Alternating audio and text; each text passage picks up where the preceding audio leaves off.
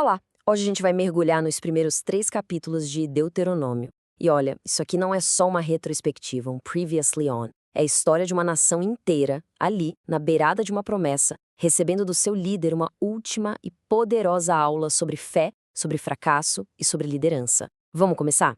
40 anos.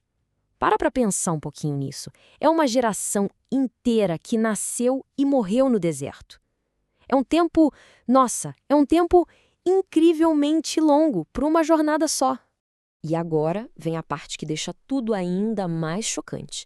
A distância física de Horebe, que é o Monte Sinai, até Cádiz Barneia, que já era a fronteira da Terra Prometida, era uma viagem de só 11 dias. Então a grande pergunta que fica é, por que um desvio de 40 anos?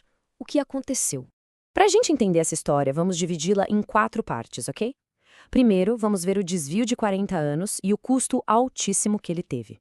Depois, a gente entra na sala de aula do deserto, o lugar onde uma nação foi forjada. Em seguida, vamos falar das fronteiras de batalha e paz, e das ordens bem específicas de Deus para um mundo complexo. E por fim, a gente chega na comovente oração não respondida de um líder. Moisés aqui está fazendo o que as fontes chamam de anamnese espiritual. Ou seja, ele está relembrando o passado de um jeito pedagógico para ensinar a nova geração.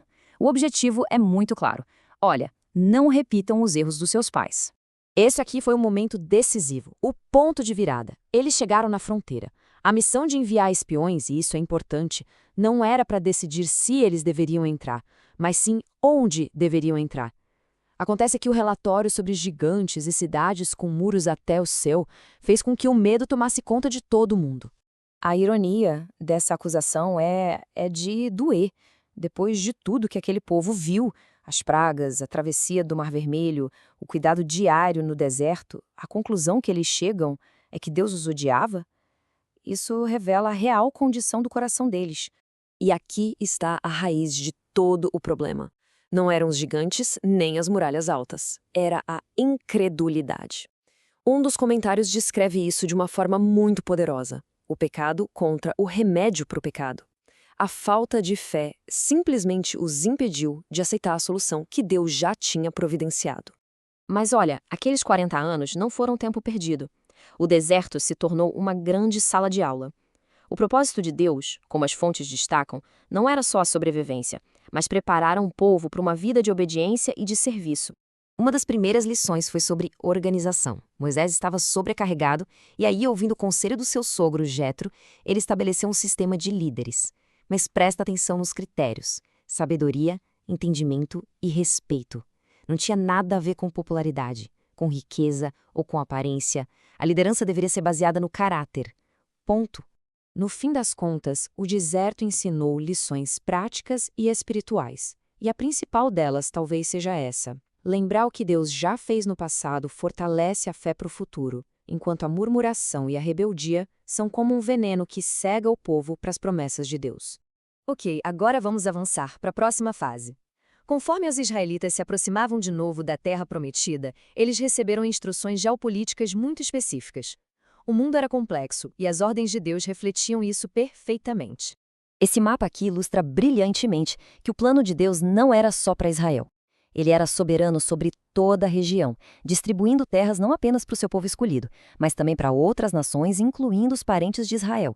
E aqui a gente vê as instruções assim, preto no branco. Não perturbem os edomitas, que eram descendentes de Esaú.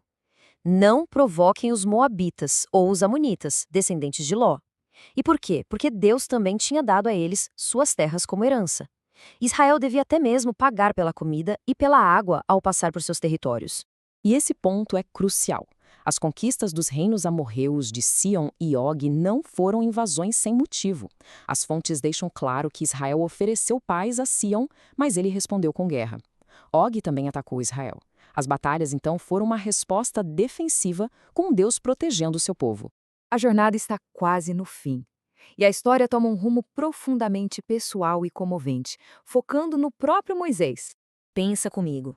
Depois de tudo, depois de liderar um povo rebelde por 40 anos, de enfrentar faraós e exércitos, o desejo do coração de Moisés era simples.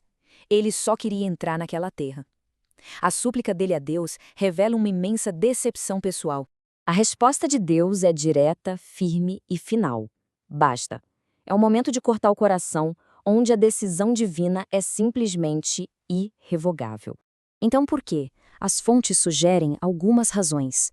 Foi uma consequência pelo erro do próprio Moisés em Meribá. Foi também uma advertência poderosa para o povo. Se nem mesmo Moisés foi poupado das consequências da rebelião, eles também não seriam. E de uma forma muito comovente, foi para ensinar o povo a não tornar a vida de Josué tão difícil quanto fizeram com a de Moisés. E tudo isso nos leva à lição final dessa jornada incrível. A vida de Moisés ensina que a verdadeira vitória não está em conseguir tudo o que se quer, mas sim em permanecer obediente à vontade de Deus, mesmo quando ela não é compreendida. Em Cristo, como um dos comentários aponta, a vitória já está garantida.